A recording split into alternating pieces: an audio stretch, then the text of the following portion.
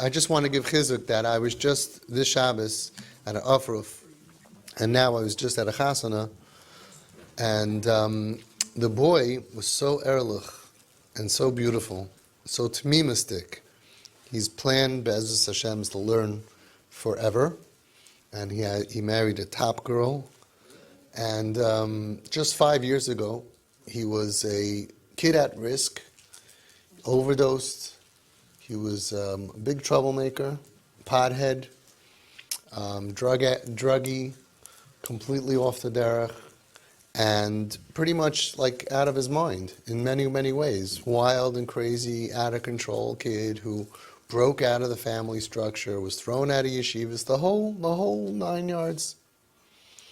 And I always tell you, you're going to get this letter one day. And he said it by the speech. I'm sure there was a letter also, but the speech at the Afruf, there were just tears flowing all around. He's a hero. This kid who they thought, like, why can't you just behave, and you're so weak, and you're a Baal Taiva, and ba ba ba ba ba ba. And it's not that long, it's a few years later, and he's a hero, the strongest guy in the world. B'makom shebal tshuva omed ein tzaddik yochel lamoid. Stronger than any other kid who didn't go off. Not that we want kids to go off, but imagine going off and having to come back to be Shomer Shabbos and Kashrus and learning. He sits and learns Yom V'Layla. You should just see him by his Tehillim. And so Tmimus, it's hard to believe where he was just a few years ago. And so he said it at the Afruf. He said, "Mommy and Daddy, Mommy and Tati, thank you. You saved me.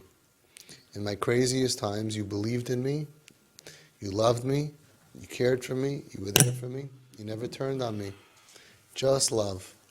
Just love. Just love and love and love. And love and love and love." And it was hard. And they did it. They did it successfully. And they have all the nachas that they deserve. And everybody was crying. Because it's just a hero. When he got up to speak at the offer, if he would be alive, would have been a chiddush. We would be happy with it. From on any level would have been great. Shomer Shabbos would have been a miracle. Taras Mishpacha, Kashrus would have been.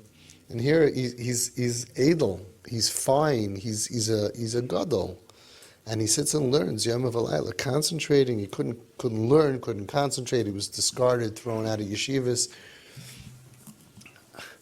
I mean, I saw him 5 years ago, and he was drunk at a wedding, and people were trying to take away the booze and fight with him, and he was making a whole scene. And the same guy is it's like nerdy yeshiva guy. It's like a whole different person. It's like a dweeby, erlich tmimistic guy. I saw him davening like. Not just by the chasana. I'm saying this is who he is. This is who he is. Hashem sent him an unbelievable shidduch.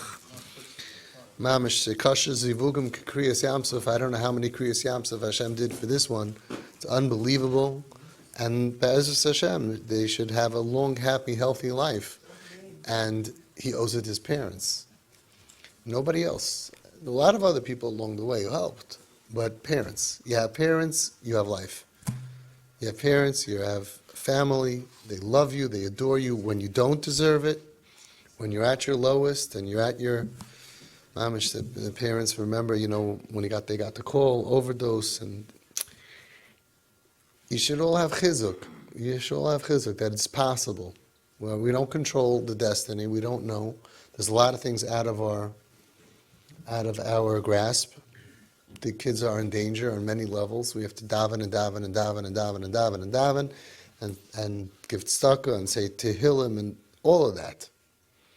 But at the end of the day, when the parents are really loyal to their kids, they have the highest chance of success.